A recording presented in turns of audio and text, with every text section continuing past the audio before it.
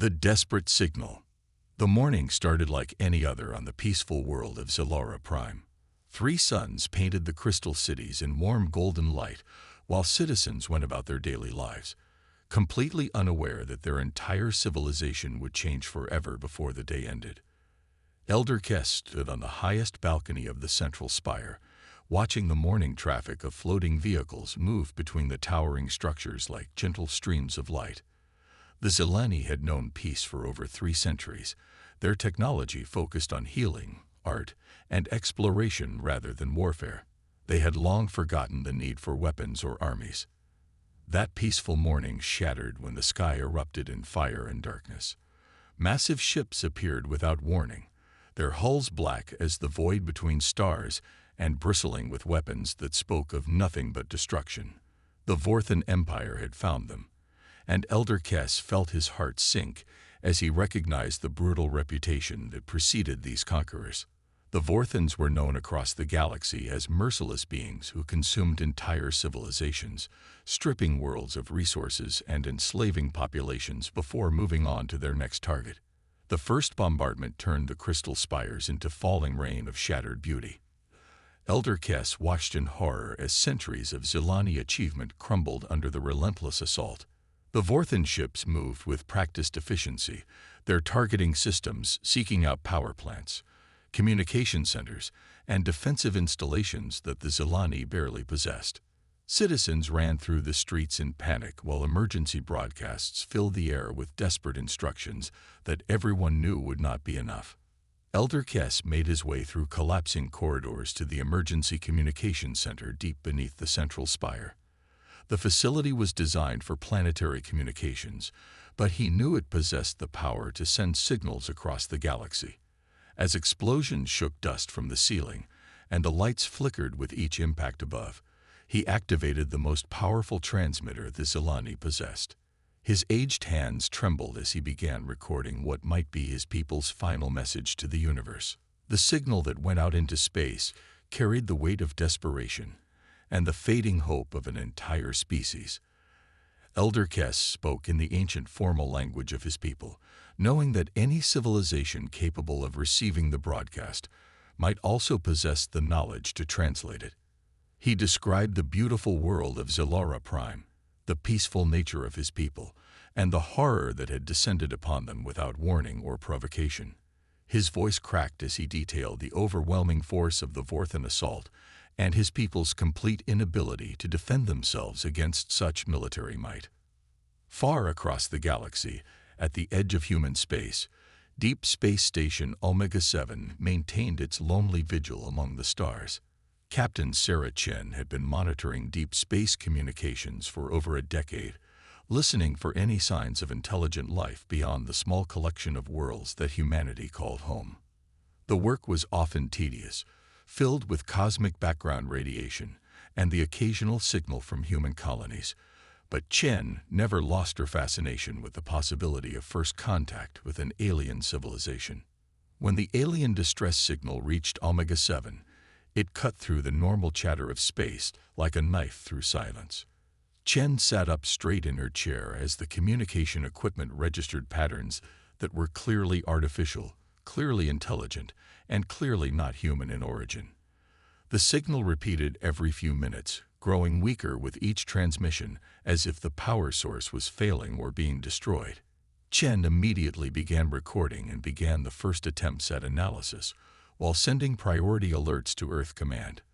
Dr. Marcus Webb arrived at the station within hours, his reputation as humanity's finest xenolinguist preceding him.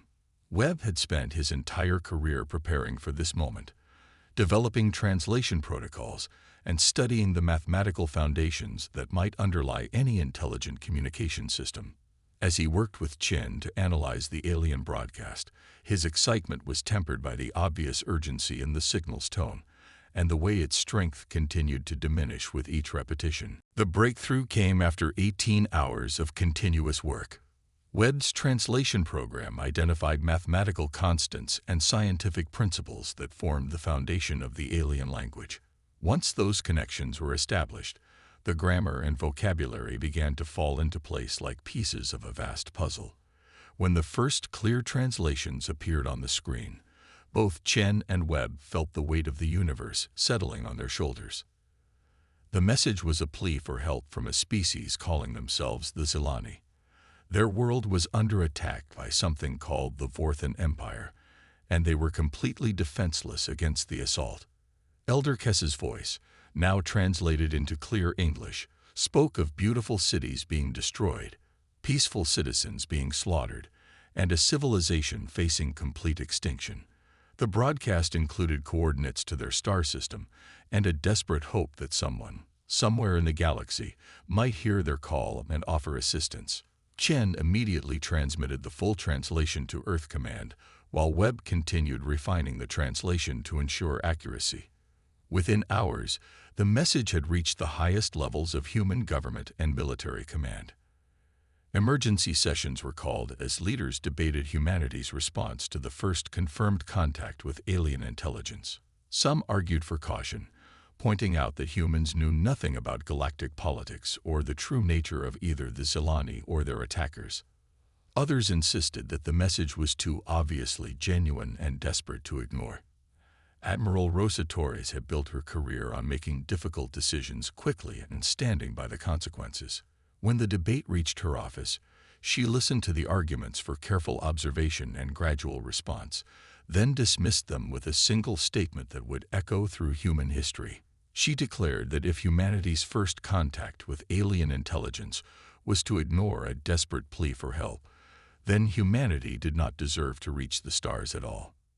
The mobilization that followed was unlike anything in human history. Every available ship was pulled from patrol duties, training exercises, and exploration missions. The combined fleet that assembled represented the largest concentration of human military power ever gathered in one place. Admiral Torres herself took command of the flagship UES Determination, a massive vessel designed to project human power across the vast distances between stars. The fleet included heavy cruisers, fast destroyers, support vessels, and specialized ships equipped with medical facilities and rescue equipment. As the fleet prepared for departure, teams of specialists worked around the clock to prepare for every possible scenario. Linguists studied Webb's translations to enable real-time communication with the Zilani. Medical teams researched alien biology based on the limited data available in the broadcast. Engineers prepared equipment that might be needed to evacuate an entire planetary population if necessary. Every department understood that they were heading into the complete unknown with only their training, equipment, and determination to guide them.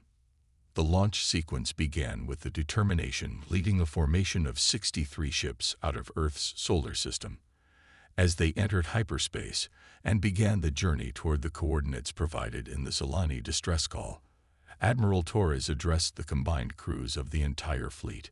She reminded them that they carried not just the hope of saving an alien civilization, but the responsibility of representing all of humanity in their first contact with the wider galaxy. During the long journey through hyperspace, the fleet continued receiving updates on the Zilani situation. The signals grew progressively weaker and more sporadic, painting a picture of a civilization slowly dying under relentless assault.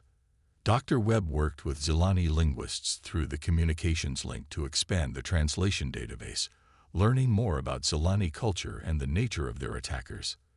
The Vorthans emerged as a picture of everything humanity opposed, a species that conquered for the sake of conquest and destroyed beauty simply because they could. Captain Chen, now serving as the fleet's communication specialist, found herself forming an impossible friendship with Elder Kess across the vast distance of space. Through translated messages, she learned about Zilani art, philosophy, and their deep love of peace and harmony. Elder Kess, in turn, expressed amazement at humanity's immediate response to strangers in need, calling it a form of nobility that the Zilani had only dreamed existed among the stars. As the human fleet approached the edge of the Zilara system, long-range sensors began detecting the signs of the ongoing conflict. Energy signatures from weapons fire painted the darkness with violent light, while debris clouds marked the remains of Zilani defensive platforms and civilian vessels. The scope of the destruction became clear as Admiral Torres realized that an entire star system was being systematically destroyed by an enemy that showed no mercy and took no prisoners. The final approach to Zalora Prime revealed a world under siege. Vorthan ships surrounded the planet like predators circling wounded prey, their massive forms blotting out sections of the star-filled sky. The once beautiful world showed scars of bombardment across its surface, with the lights of civilization flickering and dying as power systems failed under constant attack. Elder Kess's final transmission reached the human fleet as they prepared for battle, carrying a message of gratitude that someone had heard their call, and a blessing for whatever beings had traveled so far to help strangers they had never met. The rescue and new alliances. Admiral Torres stood on the bridge of the UES Determination as the human fleet dropped out of hyperspace at the edge of the Zalora system. The sight that greeted them would have broken the heart of any being with compassion in their soul. Zalora Prime, which the Zilani broadcasts had described as a world of crystal cities and floating gardens, now showed the scars of systematic destruction across its surface. Fires burned in the great population centers, while Vorthan warships continued their relentless bombardment of anything that might represent resistance or hope.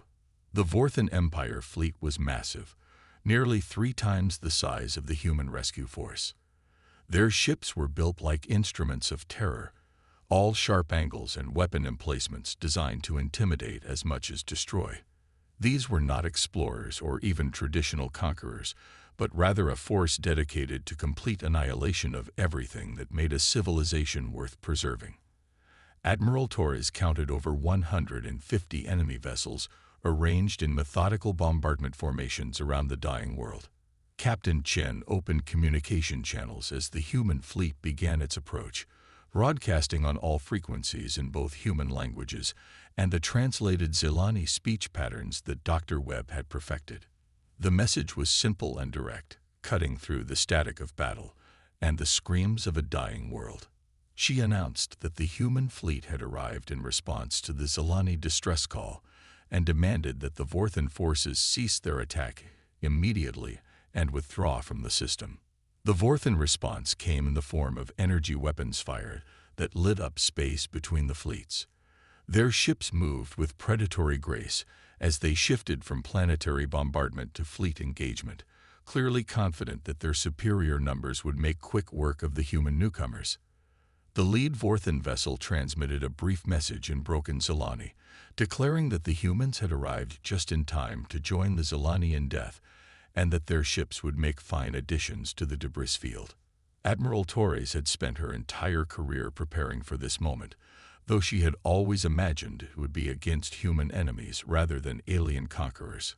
Her fleet formation spread into battle configuration with the precision of years of training and the determination of beings who had traveled across the galaxy to prevent genocide. The heavy cruisers formed the center line while destroyers swept out on the flanks, and support vessels moved to protect positions where they could assist with rescue operations once the fighting began. The first exchange of fire revealed the stark differences between human and Vorthan military philosophy. The Vorthan ships relied on overwhelming firepower and brute force tactics, designed to crush resistance through sheer destructive capability. Human vessels, built for exploration and defense rather than conquest, emphasized speed, maneuverability, and precision targeting. Where Vorthan weapons sought to destroy everything in their path, human systems focused on disabling specific targets while minimizing collateral damage. Elder Kess watched the battle begin from the emergency command center beneath Zalora Prime's surface. His translation equipment allowed him to follow the human communications, and he felt a mixture of hope and terror as he realized that these unknown aliens had actually traveled across the galaxy to help his people. The human fleet was badly outnumbered, but their ships moved with a coordination and purpose that spoke of professional military training and unwavering determination. The tide of battle began to turn when Captain Jake Morrison of the UES Relentless demonstrated the tactical innovation that made human commanders feared throughout their own space. Instead of engaging the Vorthan fleet in direct confrontation, he led a squadron of destroyers in a series of hit-and-run attacks that targeted the enemy's command and control systems. By focusing on communication arrays and sensor clusters, the human ships began to break down the coordination that allowed the massive Vorthan fleet to operate effectively. Dr. Webb's linguistic work proved crucial as the battle progressed. His translation programs allowed human forces to coordinate with the few remaining Zilani defensive platforms, turning scattered resistance into organized cooperation. Zilani engineers provided detailed information about Vorthan ship designs and weaknesses that they had observed during the long siege, allowing human targeting systems to focus on critical vulnerabilities that could disable enemy vessels without requiring complete destruction. The breakthrough moment came when Commander Sarah Chen, leading a squadron of fast attack vessels, discovered that Vorthan ships relied heavily on a centralized power distribution system. A precisely placed shot to the main power coupling could disable an entire enemy vessel without destroying it, effectively removing it from the battle while preserving the lives of its crew. This discovery allowed the smaller human fleet to begin evening the odds by systematically disabling Vorthan ships rather than trying to destroy them outright. As the space battle raged above, human rescue teams began landing on Zilara Prime to evacuate civilians from the most heavily damaged areas. The first face-to-face contact between humans and Zilani took place in a bombed hospital, where Zilani medical staff worked desperately to save lives while the building shook from nearby explosions. Human medics rushed into the facility, their equipment and training allowing them to assist with treatments and evacuations despite never having seen Zilani physiology before. The Zilani who met these human rescuers were struck by their immediate willingness to risk their own lives for complete strangers. Dr. Yara Kess, the elder's daughter and chief medical officer of the hospital, later described her amazement at watching human soldiers carry wounded Zilani to safety while under fire, showing the same care and concern they would show for their own species. This moment of connection between the two civilizations would become the foundation of an alliance that would reshape both species' understanding of what was possible among the stars. Elder Kess himself was evacuated to the human flagship during a brief lull in the bombardment. His first meeting with Admiral Torres took place in the UES Determination's medical bay, where Zilani wounded were being treated alongside injured human crew members. Through Dr. Webb's translation, the elderly Zilani leader expressed his people's eternal gratitude for humanity's response to their call for help, while Admiral Torres assured him that any species willing to reach out for help in their darkest hour deserved to find allies waiting among the stars. The final phase of the battle demonstrated the power of cooperation between species with different strengths and capabilities. Zilani knowledge of local space conditions allowed human navigators to use gravitational anomalies and asteroid fields to outmaneuver the larger Vorthan vessels. Human weapons technology, designed for precision rather than pure destruction, proved perfect for the surgical strikes needed to disable enemy ships without causing unnecessary casualties. Together, the combined force began to push back against an enemy that had seemed unstoppable. The Vorthan retreat began when their fleet commander realized that continued engagement would result in the complete loss of his force. The disciplined coordination of the human fleet, combined with the desperate courage of Zilani survivors, had transformed what should have been an easy conquest into a costly defeat. As the surviving Vorthan ships withdrew from the system, their commander transmitted a final message warning that the Empire would remember this interference and that both species had made a powerful enemy. In the aftermath of the battle, as rescue operations continued across Zilara Prime, the foundation was laid for something that neither species had imagined possible. Elder Kess proposed the formation of a formal alliance between the Zilani Republic and the human territories, based on mutual defense and shared exploration of the galaxy. Admiral Torres, speaking for Earth Command, accepted the proposal and suggested that this alliance could serve as a model for peaceful cooperation between all intelligent species. The reconstruction of Zilara Prime became a joint effort that showcased the best of both civilizations. Human engineering expertise combined with Zilani artistic sensibility to rebuild the crystal cities stronger and more beautiful than before. Zilani medical knowledge merged with human biological research to advance healing techniques for both species. Most importantly, the shared experience of standing together against overwhelming odds created bonds of friendship and respect that would endure for generations.